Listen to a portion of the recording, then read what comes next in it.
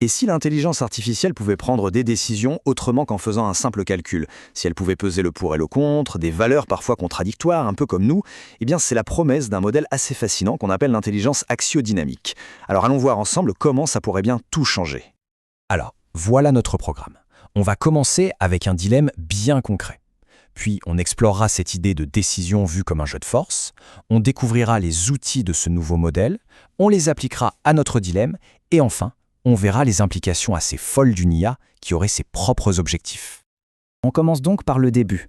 Un problème qui, par sa nature même, met complètement en échec les approches classiques de l'intelligence artificielle. Imaginez le scénario. Une entreprise est au bord du gouffre. Pour survivre, il faut prendre une décision brutale et vite.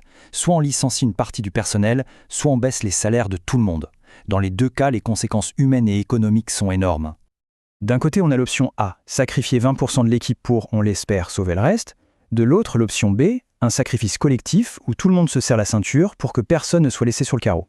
En fait, ce sont deux philosophies qui s'affrontent, deux valeurs, l'efficacité pure contre la solidarité. Et c'est là que l'IA classique, elle patine. Si on lui demande d'optimiser la réduction des coûts, elle va choisir la voie la plus directe mathématiquement. Elle ne voit que des chiffres, elle ne comprend pas les valeurs, la culture d'une boîte ou le moral des troupes.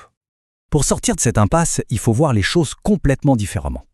Et si une décision, ce n'était pas un simple calcul, mais plutôt le résultat d'un équilibre entre des forces qui tirent dans tous les sens. Un peu comme un bras de fer. C'est exactement ça, le cœur de l'intelligence axiodynamique. On ne cherche plus à maximiser un chiffre unique, on cherche un point d'équilibre. Chaque valeur, chaque principe, chaque contrainte devient une sorte de vecteur avec une force et une direction. La décision finale, c'est tout simplement la somme de toutes ces forces.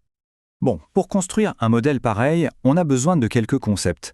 Ce sont, en quelque sorte, les briques de base qui vont nous permettre de traduire des notions abstraites comme les valeurs en forces bien réelles et calculables. Premier concept, le télos. En gros, c'est l'objectif, la direction générale qu'on veut prendre.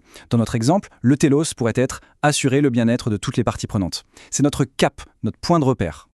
Ensuite, l'âme-émotion. Et ce concept-là, il est vraiment intéressant. C'est pas juste un souvenir, non, c'est la trace qu'une expérience passée, chargée d'émotions, a laissée en nous. Par exemple, le souvenir d'une crise précédente où la solidarité a sauvé l'entreprise, ça c'est une émotion très puissante. Et ce sont ces émotions qui vont générer nos fameuses forces. Ce qui est fou, c'est que ces forces, on peut presque les sentir. D'ailleurs, dans la documentation du projet, la question posée aux annotateurs humains est très parlante. On leur demande, en lisant ça, est-ce que ça vous pousse à agir ou est-ce qu'au contraire ça vous freine ? C'est très direct.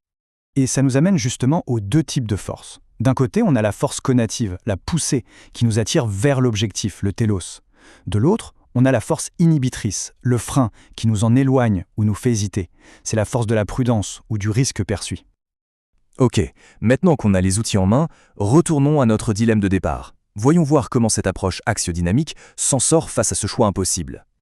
Alors voilà comment ça se traduit en chiffres. Chaque émotion, chaque valeur est transformée en une force. Par exemple, la solidarité collective a une force de 0,72 et une direction de 5 degrés, donc très proche de l'objectif. Mais regardez la survie économique. Sa force est maximale, 1,00, mais sa direction est à 165 degrés, donc elle tire dans le sens quasi opposé. Et quand on additionne tous ces vecteurs, qu'est-ce qu'on obtient ? On obtient le télos effectif. C'est la direction du compromis, le point d'équilibre de toutes ces forces. Et ce point d'équilibre, il est à 36,2 degrés. Il penche donc clairement du côté de la solidarité et de l'équité, mais sans ignorer la contrainte économique.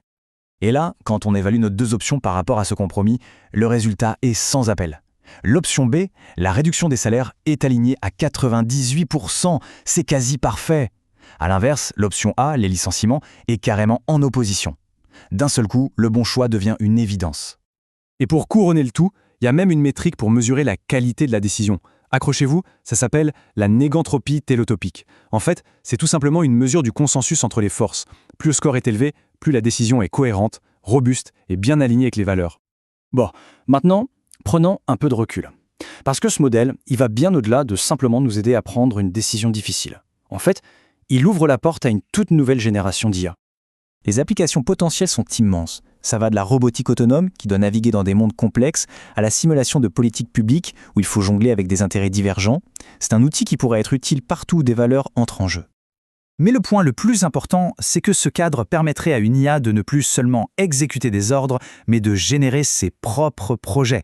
En analysant son environnement et en projetant ses valeurs, elle pourrait d'elle-même identifier des objectifs pertinents et cohérents à poursuivre.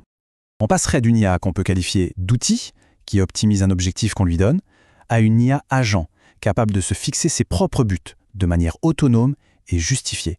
Et ça, c'est un changement de paradigme absolument fondamental pour l'avenir de l'IA. Et tout ça, bien sûr, ça nous laisse avec une question assez vertigineuse. L'intelligence axiodynamique, ce n'est pas juste une nouvelle technique, c'est peut-être un premier pas vers des machines capables d'un véritable raisonnement éthique, des partenaires qui pourraient comprendre et même partager nos valeurs. La question n'est plus seulement technique, elle devient philosophique.